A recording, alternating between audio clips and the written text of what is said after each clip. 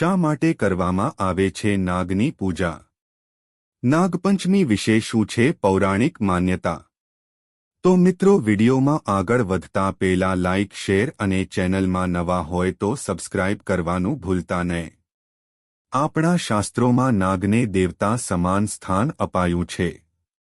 નાગપંચમી હિન્દુઓનો મુખ્ય તહેવાર છે. હિન્દુ પંચાંગના મુજબ શ્રાવણ માહની શુક્લ પક્ષના પંચમીને નાગપંચમીના રૂપમાં ઉજવાય છે. આ દિવસે નાગ દેવતા કે સર્પની પૂજા કરાય છે અને તેણે દૂધથી સ્નાન કરાવાય છે. શ્રાવણ વદ પાંચમ એટલે નાગપંચમી. ખાસ કરીને બહેનો આ દિવસે નાગદેવતાની પૂજા કરે છે. ઉપવાસ કરીને કુલેર ધરાવવામાં આવે છે.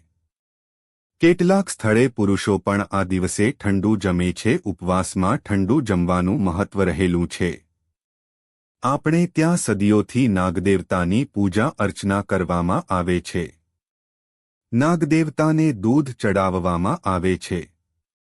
આમ પણ નાગદેવતાને ભગવાન ભોલેનાથે ખાસ સ્થાન આપ્યું છે. ભોલેનાથના અલંકારના રૂપમાં નાગદેવતા તેમના શરીર પર વીંટળાયેલા રહે છે. આથી આપણે નાગદેવતાની વિશેષ પૂજા અર્ચના કરીએ છીએ. હિન્દુ શાસ્ત્રથી લઈને આપણી કુંડળીમાં પણ જો કાળ સર્પ દોષ હોય તો જાતકને પારાવાર મુશ્કેલીઓ વેઠવાનો સમય આવે છે. નાગપંચમીની શું છે માન્યતા? આપણે ત્યાં માનવામાં આવે છે કે શ્રાવણ મહિનામાં નાગની પૂજા કરવાથી, નાગપંચમીના દિવસે દૂધ પીવડાવવાથી નાગદેવતા પ્રસન્ન થાય છે. નાગની પૂજાથી નાગદંશનો ડર નહીં રહે છે. સાથે સાથે એવો વિશ્વાસ છે કે નાગની પૂજાથી અન્નધનના ભંડાર પણ ભરેલા રહે છે. શા માટે કરાય છે નાગની પૂજા? ભારત દેશ કૃષિપ્રધાન દેશ હતો અને છે. નાગ ખેતરનું રક્ષણ કરે છે, તેથી તેને ક્ષેત્રપાળ પણ કહે છે. જીવજંતુ, ઉંદર વગેરે જે ઉપજને નુકસાન કરે છે તેનો નાશ કરે છે અને ખેતરને લીલાછમ રાખે છે. નાગ દેવતાએ પ્રકૃતિ સાથે માનવીનું તાલમેલ દર્શાવે છે. શ્રાવણ વદી પાંચમ એટલે નાગપંચમી.